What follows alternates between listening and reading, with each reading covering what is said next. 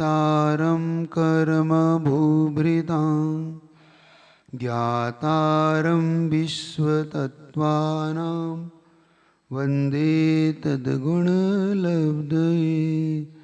पंच परमेष्टि भगवान की, आचार्य प्रवर श्री उमा स्वामी जी महाराज की, आचार्य गुरु विद्यासागर जी महाराज की, आचार्य समय सागर जी महाराज की, मुनिश्री 108 विशाल सागर जी महाराज की जय।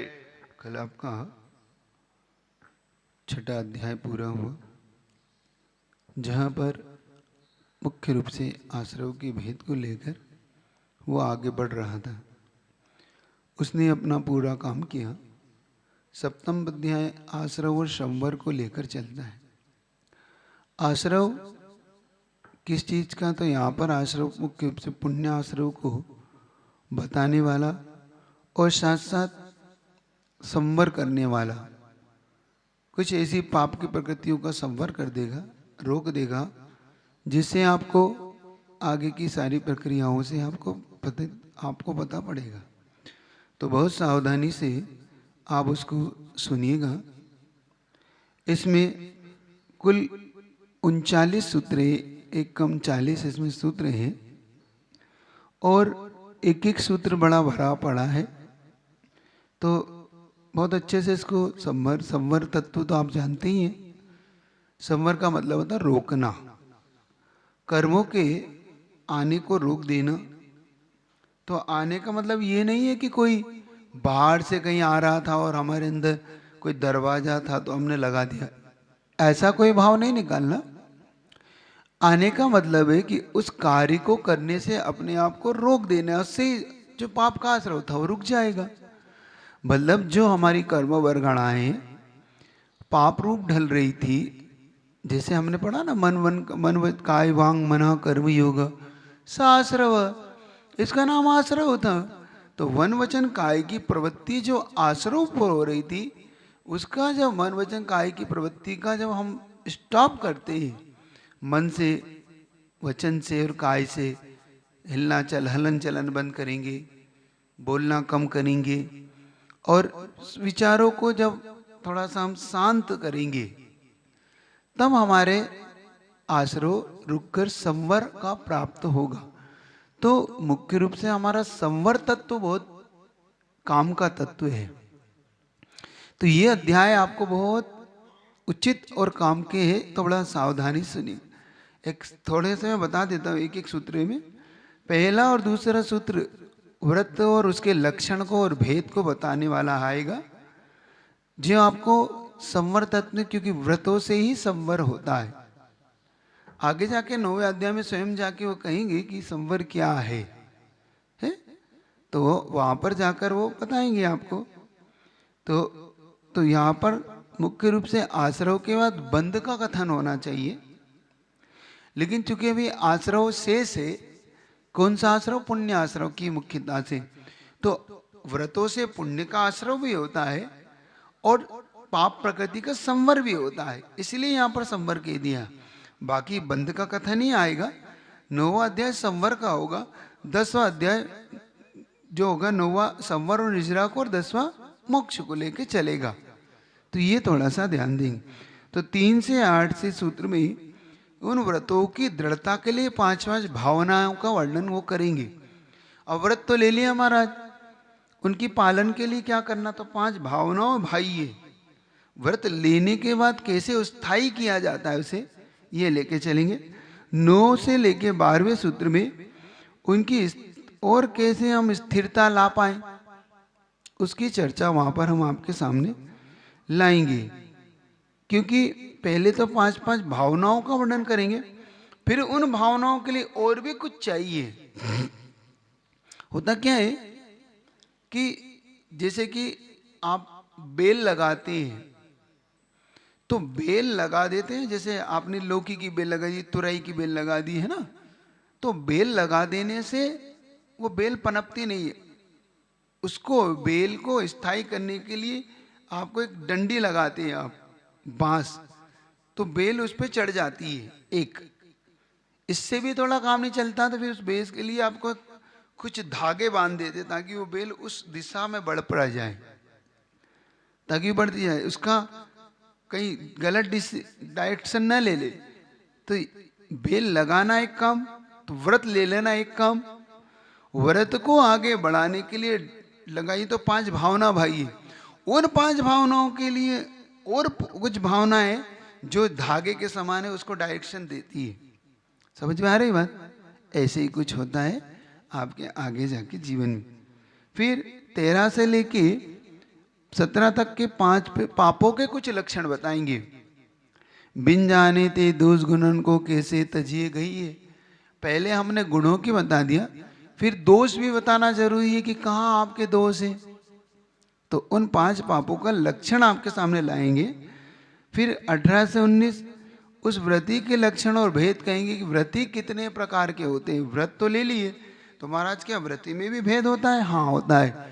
कोई एक देश व्रती होता है, कोई महाव्रती होता है।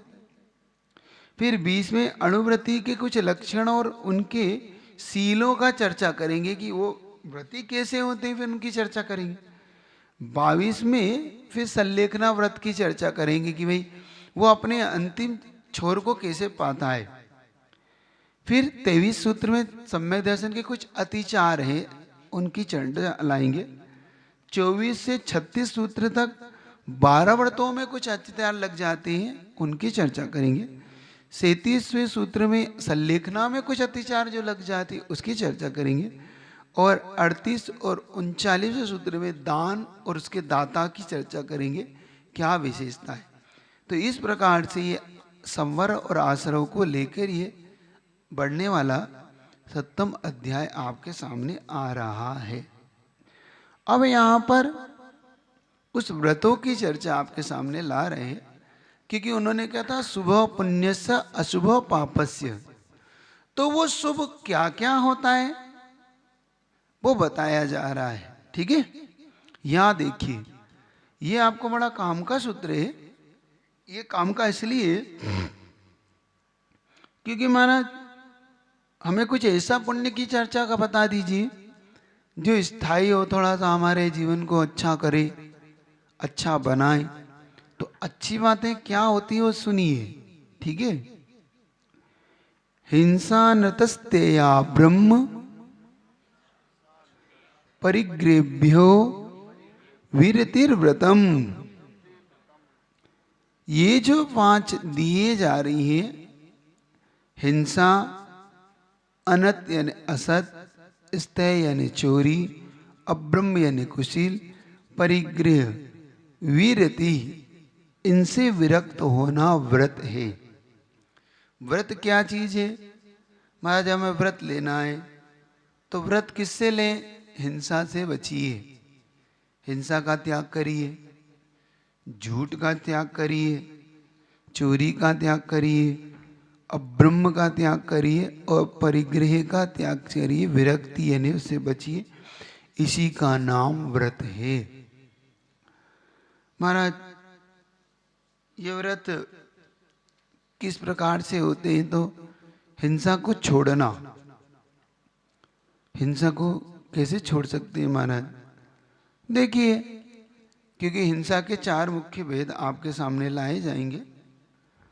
मुख्य भेद में एक होता है विरोधी हिंसा, उद्योगी हिंसा, आरंभी हिंसा और संकल्पी। तो मुख्य रूप से यहाँ पे ग्रस्तों को संकल्पी हिंसा का त्याग करने का भाव करना चाहिए। मतलब संकल्प पूर्वक मैं इसको मारूंगा, मैं इसके प्राण लूंगा, ऐसा जो भाव किया जाता है संकल्प हिंसा है। लेकिन आरंभी यानी घर इत्यादि के काम करने में होने वाली हिंसा, उद्योगी यानी बिजनेस में होने वाली हिंसा, और विरोधी यानी सामने वाला हम पर कोई विरोध करते समय मार रहा है, पीट रहा है, तो हम अपनी हिंसा से तो बचेंगे ना।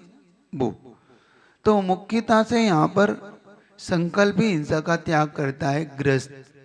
और जो मुनि महाराज होते हैं 4 प्रकार की हिंसा का त्याग कर देते हैं। न आरंभी करते, न उद्योगी करते, न परिग्रह वो विरोधी भी नहीं करते, वो संकल्प तो करते ही नहीं। ठीक है, तो इस प्रकार से सब में लगाइएगा आप। आपका चोरी भी, झूठ भी कुछ ऐसा ही होगा। कौन सी झूठ से बचेंगे आप? मुख्य रूप से आप झूठ से वो बचेंगे जहाँ पर संकल्प पूर्वक बोला जाए कि ऐसा झूठ बोल के सामने वाले को ठगूंगा। बाकी आप थोड़ा झूठ चला लेते हैं, वो आगे आपके एक देश व्रतों की चर्चा आपके सामने करेंगे। छठे अध्याय से कुछ आपको समझना हो तो पूछ समझ सकते हैं, पूछ सकते हैं। सत्वा शुरू हो चुका है, थोड़ा ध्यान से आप पढ़ेंगे। ठीक है, ऐसे ही। अब ये महाराज जी क्यों रखे हैं, इनका क्या फायदा था, इसका दृष्टिकोण समझना। ये इतना गहरा दृष्टिकोण था हमारे आचार्यों परमेष्टि का। अगर इसे ही अपना लिया जाए तो मैं कहता हूं पूरे विश्व में आज सुख और शांति का माहौल बन जाए। इन 5 चीजों को, ज्यादा नहीं करना है कुछ, इन 5 चीजों को अपना लिया जाए ना, तो ही आपका काम हो जाए। आपको ना कोर्ट कचहरी की जरूरत है, ना आपको पुलिस स्टेशनों की जरूरत पड़ेगी, ना आपको कहीं कोई तालों की जरूरत पड़ेगी, घर में ताला लगाना, ये करना, कुछ भी नहीं है आपको, ना आपको। लेकिन महाराज यही तो नहीं होता, इसीलिए फिर आपको 5 व्रत दिलाए भाई, क्या करो बताओ। अगर ये अपना लो तो क्या है, आज भी ये 5 अणुव्रत भी अपना ले। मुख्य तो कह रहा हूं, महाव्रत तो दूर है, अणुव्रत भी अपना लेना श्रावक, तो उसे कोई जरूरत नहीं है, हमें किसी की शपथ खाने की, स्लोगन खाने की जरूरत ही नहीं है। बात आ रही है आपको? ये बहुत गजब का सूत्र है। यहां से पुण्य के आश्रय आपके होंगे। वृत्ति मतलब इनसे दूर होना, हिंसा से दूर होना, चोरी से, झूठ से। तो वो किसके से होगा महाराज? बचिए, चोरी से बचिए।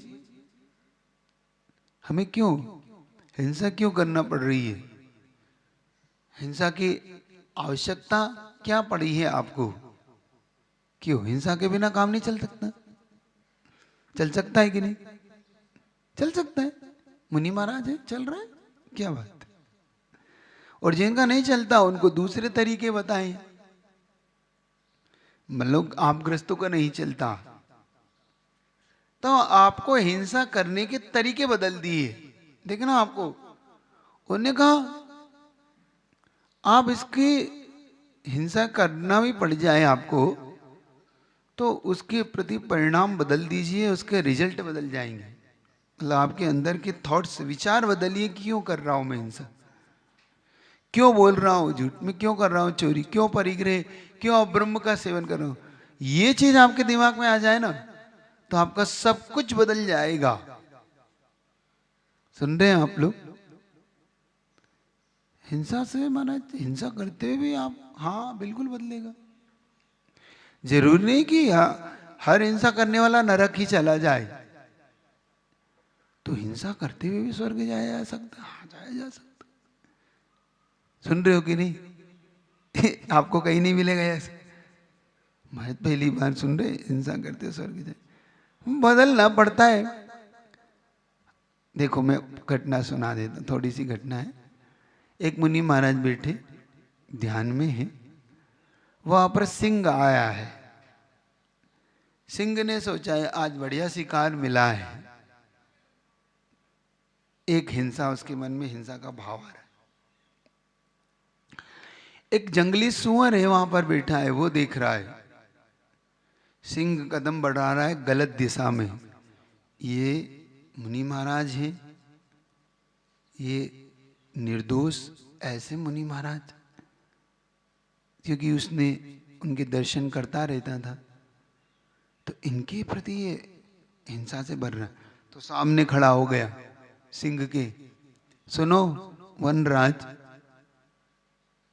हाथ नहीं लगाना। तो कहते सामने से हट, तेरी औकात क्या है? तू जानता है किससे मुंह लग रहा है?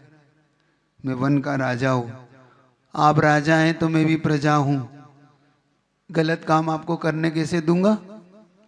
आप वनराज हैं, तो वो सबके राज हैं, महाराज हैं वो, सुन रहे हो?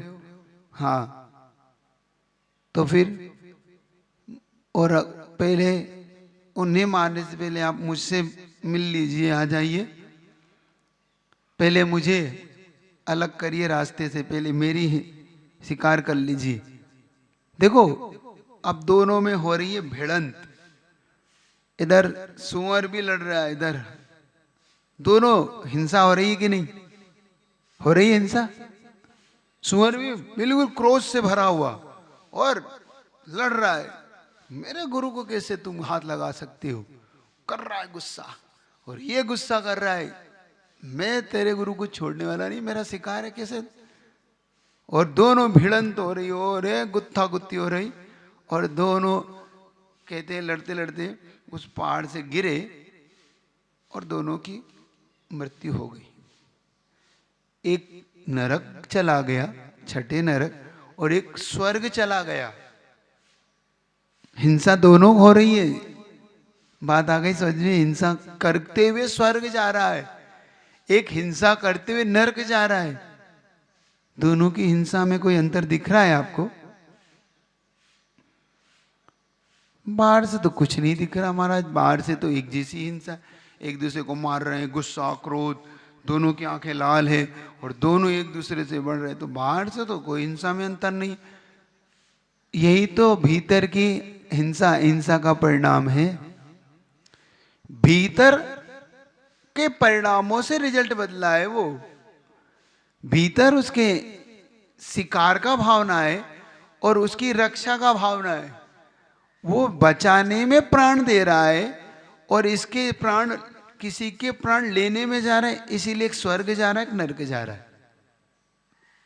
बस यही चीज आपके दिमाग में आ जाए तो पांचों पापों करते हुए भी ग्रस्त ऊंचा उठ जाता है, उसके नाम लिख जाते हैं आचार्य परमेष्ठी। सुअर का नाम लिख गए अभय दान में, आपका नाम नहीं आया, कोई मुनिमान कोई मनुष्य का नाम नहीं, समझ रहे हो? यहां पर वीरति उससे रही थे तो भी दिया जा रहा है नाम, तो हिंसा करते हुए का नाम स्वर्ग में लिखा जा रहा है, जो वीरत हो जाए उसका नाम कहां नहीं आएगा, ये कह रहा हूं। बता रही आपको सच में क्या करना है आपको? हिंसा भी हो रही है तो मैं एक थोड़ा सा बढ़ के आगे बढ़ रहा हूं। हिंसा भी करना है तो मान लो आरंभी हिंसा हो रही है, हो रही है, भोजन बन रहा है, मकान साफ हो रहा है, ये आप क्या लाए महाराज विचार? सुअर से सीखो ना, आरंभ से आरंभ, मुझे तो नहीं करना, लेकिन अब मैं क्या करूं, गुरु महाराज निकलेंगे आर पे तो नवदा भक्ति करना है, इसलिए अब मुझे आरंभ से आरंभ करना पड़ेगा। तो मेरे आरंभ के पीछे का लॉजिक क्या होगा? मैं अपने गुरु को दान देना चाहता हूं, क्योंकि मेरे गुरु का नियम है वो दान वो हाथ से बनाते नहीं, और उनकी साधना के लिए मुझे उनमें उनकी साधना करना है। बस तुम्हारी हिंसा का परिणाम बदल गया। यूं बहुत आरंभ बहुत परिग्रह नरक ले जा रहा था और यूं आपको स्वर्ग ले जा रहा है। अब सुन रहे हो? झूठ चोरी कुशील क्यों करना है? तो मुझे इसलिए नहीं करना है, अब ब्राह्मण इसलिए नहीं करना है कि मुझे अपनी कोई, मुझे तो जिन शासन को आगे बढ़ाना है, बस ऐसी संतान की उत्पत्ति करना है जिससे कि वो जिन शासन को बढ़ाए, जिन शासन की प्रभाव न करे, मुनि बन सके, आर्य बन सके। तो वो आएगी कहां से? वो यहीं से आएगी। तो ठीक है, फिर इसलिए विवाह करना है मुझे। तो विवाह का लॉजिक समझो, परिग्रह क्यों इकट्ठा करना है? क्या करूं महाराज, जरूरत पड़ेगी मुझे परिग्रह की, तो मुझे जिनालय बनाना है, मुझे धर्म ध्यान करना है, मुझे अभय दान के लिए आश्रय बनाना है, साधर्म वात्सल्य के प्रति मेरा कोई कर्तव्य, तो उसमें उस परिग्रह को संग्रह करके उसका उपयोग करना है।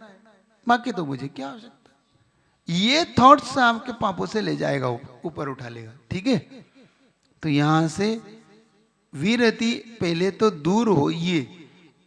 अणुव्रत को ग्रहण किया ही इसलिए जाता है। तो आप आगे जाके बता रहे हैं क्या करना है आपको। देखो सूत्र नंबर दूसरा। तो हमारा जो व्रत कैसे हम विरत होंगे, हम पूरा व्रत लेना पड़ेगा कुछ, तो बता रहे हैं देश सर्वतोणु महिति। देश, एक देश, देश का मतलब एक देश, मतलब कुछ छोड़ के कुछ ले लेता।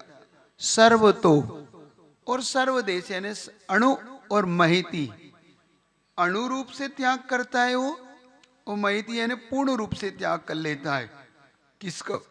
पांचों पापों को। ऊपर से लगा लेना, ये एक दूसरे को साथ लेके चलने वाले हैं, ये सूत्र है, ये आप ध्यान रखेंगे। तो देश सूत्र, वर्णव्रत और महाव्रत। तो अणुव्रत लेके महिति यानी महाव्रत, अणु यानी देश व्रत। तो देश यानी एक देश, सर्वतो यानी तो पूर्ण रूप से एक देश त्याग और सर्वदेश त्याग अणुव्रत और महाव्रत के रूप में वो ले लेता है। तो ग्रस्त अणुव्रत लेता है और मुनि महाज महाव्रत लेता है। अहिंसाणुव्रत, सत्याणुव्रत, अचौर्याणुव्रत, ब्रह्मचाणु और परिग्रहाणुव्रत, तो ये ले लेता है। ये कैसे होते हैं इनको आगे विशेष खोल रहे हैं, इसलिए यहाँ नहीं खोल रहा हूं आपके लिए। तो ये विशेष तौर से आपको यहां पर यह समझना है कि अणुव्रतों के साथ जीवन गुजारना बहुत ही अच्छा है ग्रस्तों के लिए। अगर आप इससे संकल्प, विकल्प, राग, देश, बहुत सारी चीजों से आप मुक्त हो जाओगे। मैंने आपको एक दिन युक्ति बताई थी कि सारे संसार का धन, वैभव, ये तो हमारे मिल नहीं सकता और अपने काम का भी नहीं, उपयोग भी नहीं आता। तो हमारे पास जो है उसको छोड़ के त्याग करो। मान लो और आवश्यकता है तो और थोड़ा तो बचाओ। आपसे कहा था कि भाई आपको लगता है कि भाई मेरे पास 100-200 ग्राम, 500 ग्राम सोना है और 500 ग्राम हो सकता तो 1 किलो रख लो, बाकी का त्याग करो। किसी ने तो 500 किलो रखा था, कितना रखा था मुझे तो पता भी नहीं, है ना। कोई कहना आया था कि एक ने 500 किलो सोना, 10,000 कपड़े, है ना, 200 मकान। मैंने कहा भाई ये तो चक्रवर्ती को भी सोचता। फिर भी उनमें एक भाव ये था कि कम से कम कहीं से शुरुआत हो गई।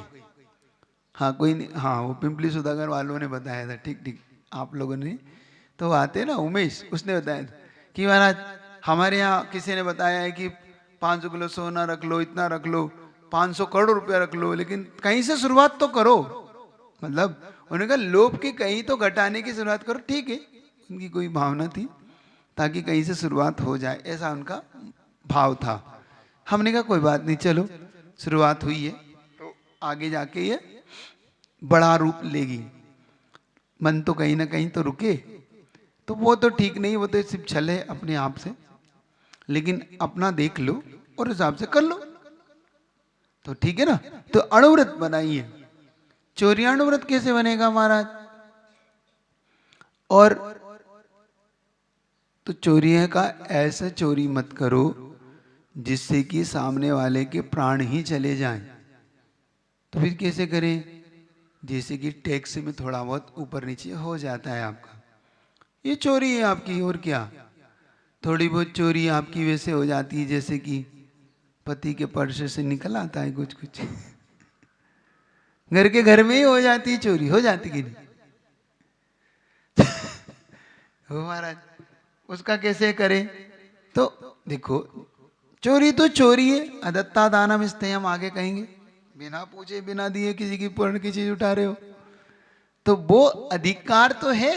मैं मान रहा हूं कि आप अधिकार है, आप पत्नी है उनकी, अधिकार रखते हैं आप उन पे, वो आप पे अधिकार रखते हैं, लेकिन बिना बताए तो लिया जा रहा है ना। लेकिन वो भी आपका कैसा हो जाता है, वो क्षम्य हो जाता है वो, इसका मतलब ये नहीं कि आप चोरी करने लग जाओ। क्षम्य कैसा? क्षम्य का मतलब ये है कि एक महिला में पत्नी होने के बाद एक महान गुण आता है उसका, ये वो ऐसा कोष तैयार करती है, अगम्य कोष बोलते हैं इसको। जो राजा कभी रखते थे ना, तो राजा क्या करते थे, अपने कोष के अलावा एक अगम्य कोष रखते जो किसी को नहीं बताते थे वो, और मुसीबत आने पर उसका उपयोग होता था।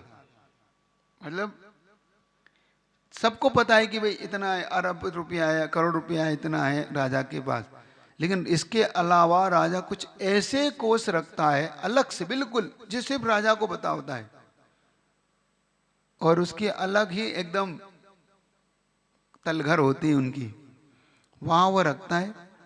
और जैसे ही कोई संकट आया और कोषाध्यक्ष ने कहा कि भाई अब महाराज हाथ जोड़ ले कि अब नहीं है अपने पास, तो राजा कहते चिंता मत करो, वहां से निकाल लाओ।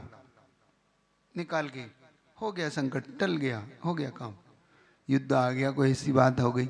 ऐसे ही महिलाएं होती हैं वो अगम्य कोष तैयार करके रखती हैं। जब पति कहता है ना कि भाई अब कुछ नहीं, मैं तो जहर खाने जा रहा हूँ, क्यों जहर खा रहे हो? क्या करूँ मैं, बिजनेस चल नहीं रहा है, कर्जदार कर्ज मांग रहे हैं, अब कुछ नहीं बचा है, अब मरने के अलावा कोई रास्ता नहीं है। मरो नहीं, मैं बताती हूँ, मेरे पास है ये लो और बिजनेस करो, मरो नहीं। वो अगम्य कोष तब निकलता है वो महिलाओं का, जब घर में कोई संकट आ जाए, अचानक कुछ ऐसी बात आ जाए, तो फिर धीरे से निकाल कर वो काम चला लेती है। फिर बाद में ये कोष, तो वो कोष इसलिए तैयार करती है, तो इसलिए उसे क्षम्य हो जाता है। जैसे उसे दान देना होता है तो उस अगम्य कोष से दान चला जाता है, पता नहीं पड़ता किसी को कहाँ से गया, चुपचाप हो जाता है दान। ये दान हमारी ओर से कर देना, बताना नहीं किसी को, हम ये दान कर रहे हैं, ठीक है? होता है कि नहीं? बोलो हाँ है ना? होता है महाराज, सबके पास होता है। तो ये ऐसी चोरी, ऐसा झूठ, सत्यमपि विपदे, ऐसा झूठ जो विपदा को भी टाल देता है। तो ऐसे अनुव्रत में आपके ऐसे झूठ चल जाते हैं। मान लो कोई की फंस गई, उस पर आपत्ति आ गई, क्यों, क्या हो गया उसको, तो झूठ बोल दिया, नहीं नहीं वो ऐसा ऐसा नहीं है, ऐसा ऐसा है। मान लो किसी ने कुछ कहा तो गलत था, लेकिन किसी ने पूछा कि वो आपके बारे में गलत कह रहा है, नहीं नहीं मैंने तो ऐसा कुछ नहीं सुना। आपने सुना सब कुछ, देखो कहाँ आप झूठ बोलते हैं और बोलने की छूट हो जाती है। आपने, हमने सुना है वो आपके सामने उन्होंने मेरी बुराई की थी, क्या क्या कहा था उन्होंने, किसने कहा आपसे? आपकी बुराई वो करेगा, नहीं नहीं गलत। आपके ये रोल होना चाहिए आपका, ना कि ये रोल होना चाहिए इसमें हाँ भाई बहुत बढ़िया, अब तो मौका मिला है और बिल्कुल लगा दो अब तो, क्या उसमें जरा छौंक, अरे वैसे तो मैं कहना नहीं चाहता था, लेकिन अब आप अपने वालों इसलिए बता रहा हूँ, क्यों आप कौन किससे मिल रहे हैं, वो तो बहुत ही बुराई करता है, आप अब भिड़ा दिया आपने। ये रोल नहीं होना चाहिए, समझ रहे हो? ये अणुव्रत लेते हुए भी आपका ये झूठ चल जाएगा। बात आ रही है आपको? तो बात आ रही कि नहीं? ये झूठ, ऐसे झूठ, ऐसी चोरी, ऐसा अब्रह्म, अब्रह्म किस लिए कर रहे हो? जिन शासन की प्रभाव ना बढ़ेगा आगे, मेरा कोई उसका ये परिग्रह क्यों रख रखा है? तो ऐसा परिग्रह जो मैंने बताया ना, जो आगे काम आए आपके, क्योंकि पहले ही बता दिया कि बिना श्रावक परिग्रह के बिना 2 कौड़ी का नहीं, और साधु पास है तो 2 कौड़ी का। बात समझ में आ रही कि नहीं? तो ऐसे अणुव्रतों के साथ आगे बढ़िए, सदार संतोष के साथ वो अणुव्रत ब्रह्मचर्य का व्रत पल जाता है। ऐसे महाव्रत में पूर्ण रूप से त्याग हो जाता है, हिंसा न क्रस से न कारित अनुमोदना से नहीं करता, सत्य असत्य नहीं वो किसी का समर्थन करता, जैसे कि मौन रह जाएगा लेकिन बोलेगा नहीं, तो ऐसे ऐसा चोर अचोरी है, चोरी नहीं करता, ब्रह्मचर्य आगे वो सारी भावना। अब इनको स्थायी करने की कैसे महाराज करेंगे? ये सूत्र, आपको ये सूत्र अभी इसलिए जल्दी जल्दी करूंगा ताकि आगे कुछ सूत्र आएंगे जिसमें आपको समझ में आएगा कि क्या होता है। तस्थैर्यार्थम भावना पंच पंच। तो तस्थैर्यार्थम, तो कुछ लोग इसे ततस्थैर्यार्थम पढ़ते हैं।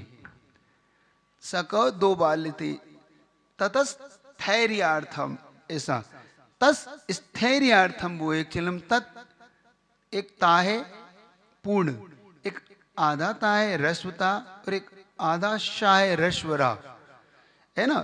थैर्यार्थम, तत्स्थैर्यार्थम, तो स्थैर्यार्थम बोलना है उसे, तो ततस्थैर्यार्थम, है ना। समझ में आ रहा है आपको सूत्र? तो ततस्थैर्यार्थम भावना, वह देखो तो आपको पड़ेगा, मेरी तरफ नहीं देखो, क्योंकि आप उसमें देखो पुस्तक में तो आपको पता पड़ेगा क्या पढ़ना है। तो ततस्थैर्यार्थम भावना पंच पंच, पढ़िए। तो यहां पर इनको स्थायी करना है आपको, तो इनकी स्थिरता के लिए स्थैर्यार्थम, स्थैर्य यानी दृढ़ता बनाने के लिए आपको 5-5 भावनाएं करना चाहिए। ये 5 भावनाएं बहुत सुंदर और इतनी गजब की है, संसार के सारे द्वंद्व को मिटा सकती है भावनाएं आगे आने वाली, इसलिए इनका उपयोग बहुत जबरदस्त है इनका करना। तो पंच 5 है और 5 प्रकार की है, इसलिए इसमें पंच पंच जो 5 2 दिए ना, भावना 5 है और एक एक भावना 5-5 प्रकार की, इसलिए पंच पंच दिया है। वैसे तो एक 5 से काम चल जाता, क्योंकि आचार्यों का एक बात आप ध्यान रखना, इसमें बिंदु मात्रा का भी बहुत गहरा अर्थ है, क्योंकि आचार्य परमेष्ठी बिना कारण के कुछ भी नहीं लगाएंगे यहां पर, क्योंकि उनका मानना है सूत्र वो है जिसमें एक एक बिंदु भी बचाई जाए, उनका पुरुषार्थ होता है इसमें। क्योंकि उन्हें कितना आनंद आता है अगर एक मात्रा भी बच जाती है, तो वो बोलते क्या मालूम आपको, गजब का, कि इस सूत्रों में अगर उनकी एक बिंदु भी बच जाए, एक मात्रा भी बच जाए, एक अक्षर भी बच जाए, तो उनको कितना आनंद आता है। उनको इतना आनंद आता है जैसे एक महिला को मां बनने का जो आनंद आता है, उन्हें उदाहरण दिया है। जैसे महिला जब मां बनती है, संतान की प्राप्ति होने पर उसे जो आनंद आता है, उतना आनंद आचार्य परमेष्ठी को एक बिंदु बचाने पर आता है। ये उदाहरण दिया, मतलब वो व्यर्थ नहीं लगाते, लेकिन लगाया ना हो तो फिर छोड़ते भी नहीं, क्योंकि वो उनकी लगाए बगैर वो सूत्र का अर्थ अनर्थ हो जाएगा। तो इसलिए यहाँ पर आप सावधानी से पढ़िएगा एक एक बिंदु मात्रा। तो 5 पंच पंच की लिखा है, तो 5-5 2 बार लिखने का आप कारण समझ में आया। 5 भावनाएं और 5-5 प्रकार की एक एक भावना, इसलिए। अब ये गजब का सूत्र आ रहा है आपको, अहिंसा व्रत की 5 भावनाएं देखिए, जीवन को बदल डालने वाली है। सुनिए, वांग मनोगुप्तिर्यादान निक्षेपण समित्यालोकित पान भोजनानि पंच। वांग मनोगुप्तिर्यादान निक्षेपण समित्यालोकित पान भोजनानि पंच।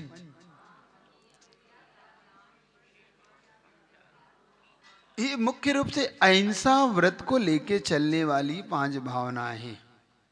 अहिंसा व्रत मुख्य रूप से महाव्रत को ले रही है यहाँ पर। महाव्रती कोई भी होगा तो इन 5 भावनाओं को बांधा है, अणुव्रती भी इनको एक देश रूप से लगा सकता है। ये जीवन को बदल सकते हैं। ये इतना बड़ा सूत्र है कि मोटिवेशन, ये जीवन को बदलने वाला है, ये झगड़े को मिटाने वाला है और बहुत कुछ आपको देने वाला है। इस सूत्र को समझना आज। वांग मनो गुप्ति, वांग यानी वचन होते हैं, मन यानी इनको गुप्ति, गुप्ति यानी रोक देना, इन्हें मन और वचन को रोक दो अगर अहिंसा व्रत को पालना चाहते हो तो, क्योंकि सबसे ज्यादा हिंसा होती है मन से, दूसरी हिंसा होती है वचन से, और काय से तीसरी हिंसा होती है। तो यहां पर इन्होंने दो ही चीज ली है, काय का आगे सूत्र में आगे काम आ रहा है इसलिए वो लेंगे, वो आगे के काम में आएगी, तो इसलिए यहां पर तो मन से हिंसा कैसे होती है महाराज हमारी? मन से हम ऐसा कर देंगे, वैसा कर देंगे, उसको मैं ऐसा कर दूंगा, उसे छोड़ूंगा नहीं, होता है सामने आने पर मुंह नहीं खुलता, लेकिन मन में तो आता है। इतनी हिंसा का भाव आता है कि 3 लोग को खत्म कर दूं, ऐसे भी लोगों के भाव आ जाते। तो मन से हिंसा बची। मन में जो राग द्वेष का परिणाम हो रहा है वो मानसिक हिंसा है। मना हिंसा बहुत भयंकर होती है आपकी, समझना। यहाँ आप सबसे ज्यादा अपनी ग्रोथ रोक लेते हैं, किसी के प्रति ईर्ष्या द्वेष रख के। यहाँ पर आप पूछना हो तो पूछते चलिएगा, आपको कोई अगर समझ में नहीं आ रहा हो तो इसमें बहुत गजब का सूत्र है। तो मन से हिंसा बड़ी कठिन से बचती। फिर वचनों से आप जब बोल देते हैं किसी प्रकार से अच्छे वचन नहीं बोल पाते तो कम से कम बुरे मत बोलिए। एक तो वचनों का प्रयोग बहुत संभल के होना चाहिए, नहीं तो मौन हो रही है। वचन गुप्ती, गुप्ती का मतलब मौन हो जाना। बोलना हो तो फिर उन्होंने 3 हित मित और प्रिय बोलिए, वरना आप मौन हो जाइए। हित का मतलब होता है किसी के लिए अच्छा हो तो हित। मित का मतलब थोड़ा, जितना आप बोलना हो उतना ही, बकवास मत करिए बहुत सारी। और प्रिय का मतलब अच्छा लगे थोड़ा बोलने की बात। क्या महाराज जी, अभी जैसे अब आपने बताया कि मन से राग और द्वेष करना भी हिंसा है, तो मन से राग करने में कैसे हिंसा होगी? राग बता रहा है कि आपको किसी से द्वेष है। क्योंकि बिना राग का एक पक्ष द्वेष ही है। मान लो आप अपने बेटे को चाहते हैं, सीधा बता रहा, आप दूसरे को नहीं चाहते, ये राग है ना। और एक्चुअली में राग और द्वेष दोनों ही आत्मा को अहित करने वाले हैं। एक चीज, आत्मा का हित नहीं होगा, इससे आत्मा का अहित ही होगा। तो उन्होंने साधु, मुख्य रूप से मैंने कहा ना ये महाव्रत को लेकर चलने वाली भावना है। तो महाव्रत के पालने में साधु किसी से राग द्वेष नहीं कर सकता, उसे बोलते हैं भाव हिंसा। क्योंकि हमारे यहाँ कर्म के बंध, एक द्रव्य कर्म एक भाव कर्म, तो भाव कर्म के बंध में राग और द्वेष भाव कर्म के बंध का हेतु है। नो कर्म है ना, कर्म नो कर्म और भाव कर्म द्रव्य कर्म। तो भाव कर्म क्या है? वो राग और द्वेष भाव कर्म। तो इसीलिए उसे हिंसा कहा, होने वाला हिंसा। हाँ क्या? महाराज जी, एक और मैं इसी हाँ। इसमें पूछ सकती हूँ, जैसे मन में इच्छा रखना कि मेरी प्रशंसा हो, कोई तारीफ करे, तो ये भी हिंसा है महाराज जी, एक तरह की? ये हिंसा इसे, क्योंकि आपने तारीफ का जो भाव किया है ये आपके नीच गोत्र में ले जाने वाला है। और नीच गोत्र में आत्मा की अहित ही होगा वहां जाके। इसलिए आप आत्मा की हिंसा क्यों कर रहे हैं? बात आ रही समझ में? अब उसे लंबा थोड़ा सोचना होगा हमें। हमें प्रशंसा की भूख हमारी है, तो प्रशंसा एक बात है। हम अपनी प्रशंसा तब होती है जब हम किसी की अप्रशंसा की, भाई उसकी नहीं करो, बराबर हो गई फिर तो मजा ही नहीं आया। मेरी हो और उसकी ना हो तो आनंद आता है। क्योंकि जब भी प्रशंसा होती तुलनात्मक होती है, और जब तुलनात्मक होती है तो वहां पर हर्ट तो हो ही जाता है किसी को। अपनी प्रशंसा के चक्कर में हम किसी को हर्ट, भाई मेरी प्रशंसा हुई, देखा आज क्या बोला बढ़िया, तो उसको सामने वाले को आपने कहीं ना कहीं नीचा दिखाया, दिखाया ना, तो ये हिंसा नहीं। एक्चुअली हम हिंसा, चींटी को मारने को हिंसा मान लेते हैं हम। चींटी को मार दिया तो हमने सोच लिया कि हिंसा हो गई, प्रायश्चित दे दो। मानसिक हिंसा हम कितनी कर रहे हैं, सामने वाले को ऐसा शब्द कह दिया, अब उसका दिन भर बीत रहा है, वो हिंसा नहीं मानते हम उसको कष्टकारी वचन बोल दिया। देखो इसीलिए वचन, मन और मानसिक हिंसा दोनों क्या है समझना। हिंसा का पालन कैसे करता है, उसको वचनों से ऐसा बोल दिया, अब सामने वाला ऐसा हो रहा है कि भैया इसने मुझे बोल तो दिया, अब मैं क्या बोलूं, छोटा हूं बोल सकता नहीं, होता है ना कभी कभी आपको होता है ना, अब सासू जी ने बोल तो दिया है, बोल सकते नहीं और अंदर कुड़कुड़ जा रहे हैं, ऐसा हो रहा है कि बस क्या कह दे। लेकिन ये मानसिक हिंसा है, ये बहुत सबसे ज्यादा खराब है। इसीलिए तो कहा भैया मन से भी वचनों से छोड़ दो जल्दी। हाँ पूछो क्या पूछो, तो आज इसको आगे कर लूँगा, बढ़िया अच्छा सूत्र है।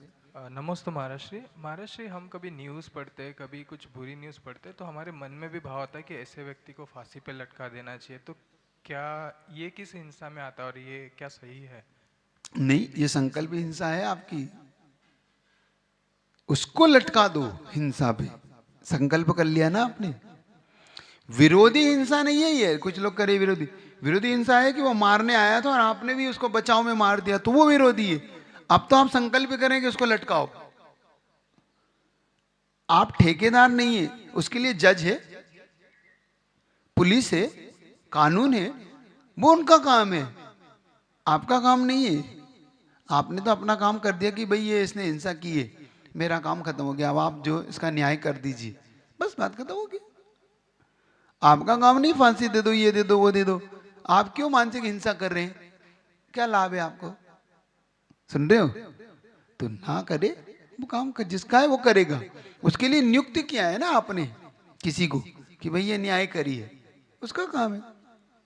तो वो भी एक प्रकार की मानसिक हिंसा, ना करने तो ज्यादा समझे। चलिए महाराज जी इसमें लिखा है, नमस्ते महाराज जी। महाराज जी इसमें लिखा है कि वचन की प्रवृत्ति को रोकना वचन गुप्ती और मन की प्रवृत्ति रोकना मनोगुप्ती। तो वचन की प्रवृत्ति तो रोक सकते हैं फिर भी मौन लेके, लेकिन ये मन की प्रवृत्ति को रोकने का क्या उपाय है? वचन की प्रवृत्ति भी रुक जाए, ये बड़ा कठिन है। आप बाहर से मौन है, अंदर बोल रहे हैं। हाँ वही मन चल रहा है। नहीं नहीं, वचन इसको बोलते अंतर जल्प। जल्प का मतलब होता है बोलना, तो अंतर जल्प चलता रहता है। कुछ लोग बड़बड़ाते रहते ना अंदर ही अंदर, ये अंदर ही अंदर चल रहा है उसके, बोल नहीं रहा है बाहर से। क्या बात है, कुछ नहीं, जो अंदर ही चल रहा है। आज ऐसा बोलूंगा, मैं ऐसा बोल दूंगा, वो आएंगे तो ऐसा बोलेंगे, हम ऐसा बोलेंगे, उनसे ऐसा बोल देंगे, ये अंतर जल्प एक चीज। और मानसिक प्रवृत्ति का मतलब है मन घूम रहा है, ये कर लेता मैं, वो कर लेता मैं, वो कर लेता मैं, ये कर लेता मैं, ये मना चिंतन। तो मानसिक प्रवृत्ति और मन वचन, इन दोनों को रोकने के लिए चाहिए गुप्ती, और गुप्ती होती है महाव्रतों को, आपको नहीं होती। इसीलिए इनको गुप्त करने के लिए महाव्रत, इसलिए मैंने पहले कह दिया महाव्रत को लेकर है। ये एक देश आपका पल सकता है कि आप मेडिटेशन करके मन को शांत बनाइए, किसी एक पे टिका लीजिए, जैसे मूर्ति का ध्यान कर लिया, गुरु का ध्यान कर लिया, कहीं क्षेत्र का ध्यान, आप वहां टिक गए नमोकार पे, एक वो पल दो पल के लिए टिकता है, बाकी तो उसका काम चंचल। इसीलिए ठीक है, तो ये आज इतना ही रखता हूँ थोड़ा सा। हाँ कुछ पूछना हो तो नमोस्तु महाराज जी। महाराज जी जैसे कि हमने कुछ अपने मन से, मतलब आपके मन में नहीं है कि आपने उसके लिए कुछ बोला या फिर बोला भी नहीं, लेकिन सामने वाले को लगा कि हाँ इसने मेरे लिए बोला, तब मतलब कौन सी? वो हमारी प्रॉब्लम नहीं, वो उसकी प्रॉब्लम है, क्योंकि वही अब भ्रम है, तो भ्रम का हल हमारे पास थोड़ी है, क्योंकि भ्रम पाल रहा है। मैं किसी से बात कर रहा हूँ, वो भ्रम पाल रहा है, मेरी चर्चा हो रही, तो ये उसका भ्रम है। मैं तो चर्चा करने, और मन में भी नहीं है एक्चुअली में। मन से हम क्लियर हो, एक बात ध्यान रखना, वचनों से क्लियर होते हैं, वचन नहीं बोल रहे लेकिन मन में चल रहा है कि हाँ उसको सताने के लिए कुछ कर रहे हैं, देखना मजा आएगा, अभी वो अपन बात करेंगे अब मजा आएगा। तो ये गलत है। ये नहीं, हम मन से भी क्लियर है कि उसके प्रति कोई भाव नहीं, हम तो सिर्फ सामान्य चर्चा थी और वो ही उसको लेके बैठ गया कि तुम मेरे बारे में ऐसी ऐसी बातें कर रहे थे, तो वो उसकी प्रॉब्लम है, वो उसको नहीं करना चाहिए। लेकिन हमारे लिए तो स्पष्ट है कि हम उसकी चर्चा नहीं कर रहे। महाराज जी उसको ततस्थैर्यार्थम पढ़ना है या तस्थैर्यार्थम भी पढ़ सकते हैं? ततस्थैर्यार्थम, ततस्थैर्यार्थम। क्योंकि ततस्थ करके सा ले लिया, थैर्यार्थम फिर थैर पढ़ दिया ना आपने, तो सा कहाँ जाएगा फिर? आप तत् पढ़ दिया, थैर्यार्थम पढ़ दिया तो सा कहीं कहीं ना इधर पढ़ा ना इधर पढ़ा, तो ततस्थैर्यार्थम, तो तत्स्थैर्यार्थम, तो तत्स्थैर्यार्थम पढ़िए या ततस्थैर्यार्थम, तो सामयिक रूप से पढ़िए। क्या पूछे? मैं इतनी देर से कह रहा था तो कोई नहीं पूछ रहा। हाँ। अभी नमोस्तु गुरुदेव, अभी भाई साहब बोल रहे थे उसको फांसी दे देना, समझो फांसी हो गई उसको, तो फिर बाद में अपने को जो संतुष्टि आ जाती उसका फल क्या मिलेगा महाराज? वो संतुष्टि एक्चुअली में उस गलत काम को लेकर है, ना कि उस व्यक्ति के विशेष। एक्चुअली में क्या होता है, जैसे पाप ने घृणा करो पापी से नहीं, गुरुजी का एक सूत्र है। तो वो उसमें जो हम आनंद मना रहे हैं, इसको बोलते हैं रौद्र ध्यान, हमारे भाषा में हिंसा नंदी। उस हिंसा में आनंद मना रहे कि देखो अच्छा रहा, लटका दिया, बढ़िया करा, फांसी चल लटका दिया। ऐसे व्यक्तियों के साथ ऐसा ही होना चाहिए। ऐसा हमारे बात जो हम उसका समर्थन कर रहे हैं वो हमें बचने वाला समर्थन होना चाहिए कि नहीं ठीक है भाई, उसको उसकी करने का फल मिल गया, हम क्या कर सकते हैं, वो उसे करना नहीं चाहिए था, लेकिन अब व्यक्ति है, अब उसको मिला है फल, प्रभु उसकी बुद्धि फिर भी बदले।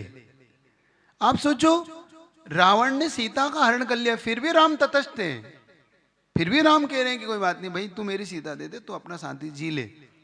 फिर भी राम कह रहे हैं कि हे राम देख, अभी भी बचा रहा हूं, तू देख सीता को छोड़ दे, नहीं तो अब तेरे ये अंतिम तीर तेरे मरण का कारण बनेगा। लक्ष्मण के हाथ में चक्र आ चुका है, देख अब तो चक्रवर्ती मैं हूं, अर्धचक्र में घोषित हो चुका हूं कि चक्र मेरे पास है, अभी भी कह रहा हूं। तो कहता है अहंकारी में छोड़ दो, फिर भी राम कह रहे हैं। देखो कितना समझदार था, थोड़ा सा बुद्धि लगाता तो ये मरण को प्राप्त नहीं होता। देखो फिर भी सिंपैथी है राम की, इसे बोलते हैं राम। सुन रहे हो, शत्रुता फिर भी नहीं है उसके मन में। तो हमारा भाव एक्चुअली में शत्रुता का नहीं होना चाहिए, उस शत्रुता के कारण जो कारण उस पे जाना चाहिए, उन कारणों को दूर करो। तो कारण को मिटाओ, व्यक्ति को ही मिटा दिया आपने, तो ये भाव है। अब चूंकि कारण उस व्यक्ति से ही जुड़ा हुआ है, तो अब जो हो चुका उस पर खेद होना चाहिए कि काश ये थोड़ा सा अच्छा कर लेता तो ऐसा नहीं होता, क्यों उसने जीवन खराब, ये भाव आना चाहिए, ना कि अच्छा हुआ भाव, ऐसा नहीं भावना। महाराज जी, जब हमें किसी की बात बुरी लग जाती है तो हम किसी से उस बात को डिस्कस कर लें तो वो उसकी बुराई में आएगा क्या? किससे डिस्कस करी? किसी भी मतलब फ्रेंड से या किसी से कि यार ऐसा ऐसा हो गया, उसने ऐसा बोला, गॉसिप टाइप कर लेते हैं, तो वो बुराई में आ जाएगा। देखो बाद में ठीक हो जाए, उससे बेटर था कि आप उसे गुप्त रूप रख के शायद ज्यादा अच्छा उसका डिसीजन होता, क्योंकि बात फैलने के बाद समेटना बड़ा कठिन होता है। क्योंकि बात फैला दी, जैसे पानी पे तेल फैल जाता है, ऐसे मुख से निकली बात फैल जाती है।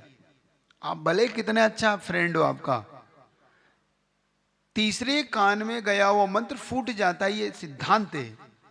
तीसरा कान कौन सा? दो अपने, और मतलब तीसरा यानी किसी को बताया, वो तीसरा कान है। दो अपने, हमने अपने मुख से निकलते ही बात पराई हो जाती, ध्यान रखो। जब तक बात आपकी है वो आपकी है, और मुख से निकले ही बात पराई हो जाती हो, पराई बात होती ही फिर किसी की नहीं। तो आपने डिसीजन कर लिया, आपको चर्चा सीधा उनसे ही करना थी कि मुझे आपकी ये बात अच्छी नहीं लगी, बस बात खत्म हो जाती। लेकिन आपने तीसरे से करके फिर उससे अपेक्षा रखी कि अब उसको समझाओ। क्या समझाओ? रायता फैल गया। अब समेट रहे हो रायते को किसी काम का। कहना रायता फैलना जानते हो? ये कहावत कि पहले तो फैला दिए, फिर कह रहे हैं कि अब ये ऐसा हो गया, ऐसा क्यों क्यों फैलाए? आप फैलाते नहीं ना उसको। ये तो बेटर होता है कि उनसे डायरेक्ट चर्चा की जाए कि ऐसे ऐसे थोड़ा सा मुझे आज आपने जो कहा, एक तो मैं समझ नहीं पाया पहला, और उसके कारण मुझे थोड़ा सा मन में विकल्प हो रहा है कि आपने ऐसा क्यों कहा।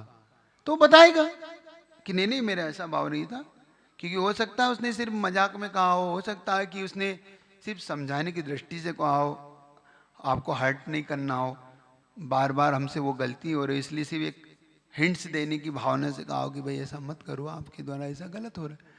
तो उससे हमें बात समझ में आ जाएगी और क्लियर हो जाएगी, हम भी स्पष्ट वो भी स्पष्ट, और बात वहीं की वहीं हो गई पूरी। तो क्यों इसको हम फैला रहे हैं? तो डिसीजन कहीं हमारे भी गलत हो जाते, तो फिर यही हिंसा में बदल जाती है। महाराज जी, क्योंकि अधिकतर लोग बात क्लियर नहीं करते, बात करना ही बंद कर देते हैं। वो क्लियर करने मतलब जिनसे हम कहते हैं वो, मतलब जिन्होंने कही वो, हमने सुनी और फिर हमने उससे जाके क्लियर नहीं की, हम बात ही मतलब उनसे फिर बात करना ही बंद कर देते हैं कि रहने दो अभी। ये तो गलत डिसीजन है। इससे द्वेष बढ़ेगा, घटेगा नहीं। मतलब आप या तो उस पक्ष जब कोई विशेष चीज के लिए बात करना बंद करके दूसरी बातें करते रहो, ये बेटर निर्णय होता है कि भाई अब इस मैटर पे बात नहीं करो, क्योंकि ये मैटर पे हमारी उनसे विचारधारा नहीं मिलती। बाकी सारे मैटर को सामान्य बन के कर लो ना। हम क्या करते हैं, सारे मैटरों से बंद हो जाते हैं, वो गलत डिसीजन हो जाता है। तो पुरुषार्थ ये करना चाहिए कि उस मैटर को छोड़ के कि भाई इसमें हमारे इनसे विचार नहीं मिलते, हमारी इनकी असंतुलितता है विचार की, क्योंकि हम अलग ढंग से सोचते हैं, इस मामले में अलग सोचते हैं, तो भाई इस पे चर्चा नहीं करेंगे, इस पे आप अपने ढंग से जी लीजिए, इसमें मैं अपने ढंग से जी लेता हूँ, आप दूसरे मैटर हम सामान्य ये कर लें, तो ये अच्छा डिसीजन होता है। नमस्ते महाराज जी। अपना व्यक्तिगत तो किसी से कोई दोष ना हो, और ये जो राष्ट्र प्रेम के हिसाब से जो आतंकवादी हैं, नक्सलाइट हैं, इनके विरोध में जो प्रशासन करता है, इसमें जो अपन को संतोष होता है वो अब कहाँ आएगा? वो संतोष भाई ये होता है कि प्रशासन की उस अधिकारी की जागृति की प्रशंसा तो हम कर सकते हैं कि हमारे कैसे सैनिक देखो कितने जागृत हैं, आतंकवादियों को घुसने नहीं दिया, उन्होंने आतंकवादियों की विरोधी हिंसा में उन्होंने शहीद हुआ या शहीद किया, मतलब जो भी हुआ, तो वो प्रशंसा उस सैनिक की जागृति की तो कर सकते हैं, करना भी चाहिए, कि उसका मनोबल कैसे बढ़ेगा। नहीं तो नहीं कि देश को इससे फायदा हो रहा है, तो ये अपन को लगा कि हाँ इन प्रशासन ने जो किया उससे देश को फायदा होगा। तो प्रशासन की प्रशंसा करिए ना, प्रशासन की प्रशंसा का काम बना है, हम भी, वो तो साधु भी करता है कि हाँ भाई बहुत अच्छे। क्यों?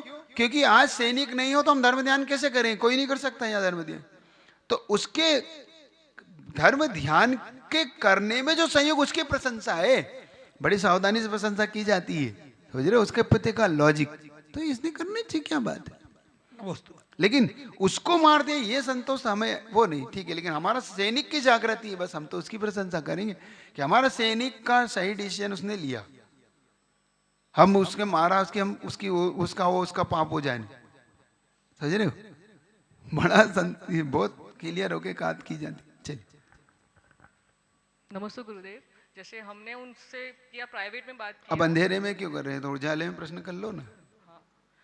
हमने उनको प्राइवेट में बात किया, पर उन्होंने सब रायता फैला लिया, तो फिर वो सब दोस्त हमें लगेगा कि तो आपका डिसीजन गलत था, आपने व्यक्ति गलत चुना आपने।